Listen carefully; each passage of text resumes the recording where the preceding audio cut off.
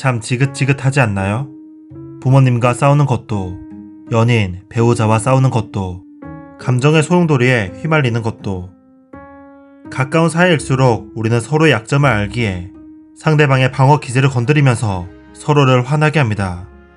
누가 더 연약한 부분을 잘 건드리는가 라는 게임이 되어버리죠.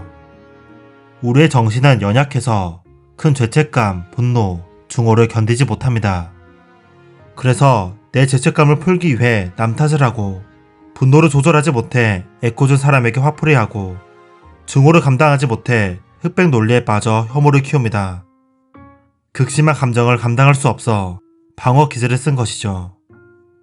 적당한 방어 기제는 스트레스 및 불안의 위협에서 자신을 보호해주는 순기능이 있습니다. 하지만 많은 경우 우리는 방어 기제를 잘못 사용하여 돌이킬 수 없는 싸움을 하게 됩니다. 상대에게 상처를 남기고 내 마음의 문을 닫습니다. 사랑하는 사람을 잃게 됩니다.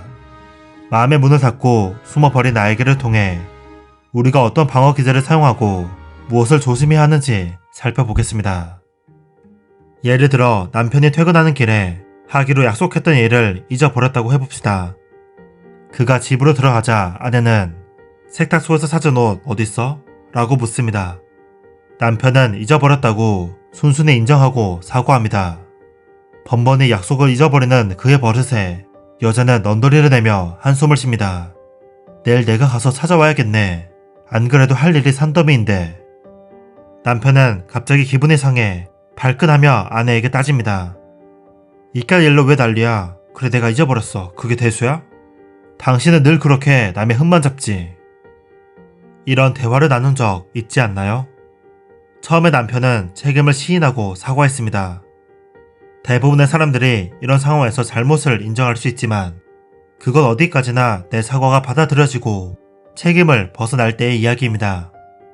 비난이나 모진 소리가 계속되면 우리는 더더욱 커지는 죄책감을 견디기가 힘들어집니다. 이때 남편이 사용한 것이 투사입니다. 투사는 내가 죄책감, 열등감, 수치심을 느끼지 않으려고 상대방이 오히려 더 죄책감, 열등감, 수치심을 느끼게 만드는 것입니다. 남편 아내를 남의 흠만 잡는 사람, 나쁜 사람으로 만들면서 자신의 죄책감을 돌립니다. 그는 자신에게 더 이상 죄책감을 느끼지 않아도 됩니다. 대신 아내가 잔소리 많은 사람이라고 자책하게 만들려고 애씁니다. 투사 과정에서 우리는 죄책감을 견디지 못해 스스로에게 거짓말을 합니다. 당신이 나쁜 사람이야, 내가 아니라. 책은 또 다른 예시를 들려줍니다.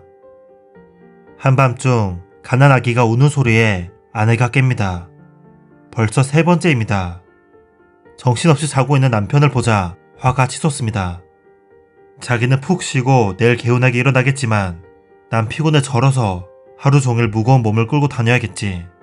정말 불공평해. 지금 당장 저희를 깨워서 한밤중에 깨는 기분이 어떤지 알려주고 싶어. 육아는 참 힘겨운 일입니다. 아기는 시도 때도 없이 많은 것을 요구하고 부모는 점점 잠을 잃어가며 지쳐갑니다.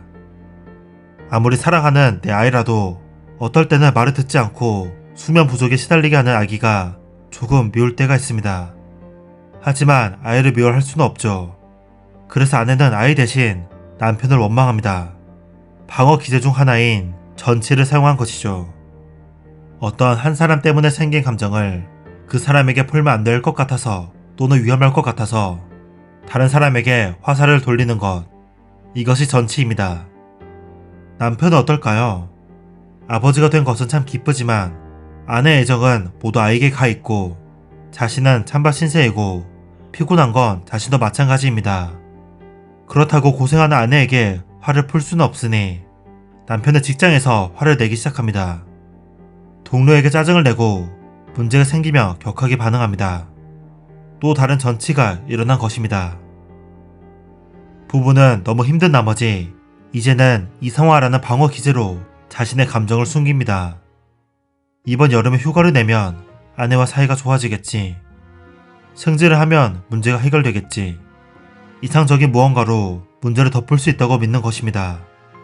하지만 휴가를 내고 가족 여행을 정말로 가보면 모든 문제는 그대로 남아 있습니다. 예쁜 사진을 찍어 보려 하지만 사진 속에는 여전히 서로에게 원망이 남아있는 부부가 있을 뿐이죠. 투사, 전치, 이상화. 그 어느 것도 본질적인 문제를 해결해주지 않습니다. 오히려 사랑하는 사람, 동료와의 거리가 멀어질 뿐이죠.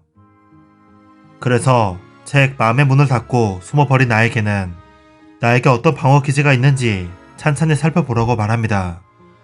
내가 이번에 화를 낸 것이 괜한 화풀이는 아니었는지, 지금 누군가를 미워하는 것이 내 잘못을 감추려고 그런 건 아닌지, 내 감정과 행동부터 이해하는 것입니다. 그리고 내 앞의 사람을 조금 더 따뜻하게 바라봅시다. 이 사람이 어떤 감정을 어려워하는지, 괜히 마음에도 없는 말을 한 건 아닌지 한 번 더 이해해봅시다. 우리는 완벽하지 않기에 언젠가는 발끈해서 죄책감을 떠넘기거나 원망하는 말을 할 수도 있을 것입니다. 그럴 때는 감정이 가라앉은 다음에 사과하면 됩니다. 마음의 문을 닫고 숨어버린 나에게, 그리고 상대방에게 진심이 담긴 열쇠를 건네봅시다. 책그림이었습니다. 감사합니다.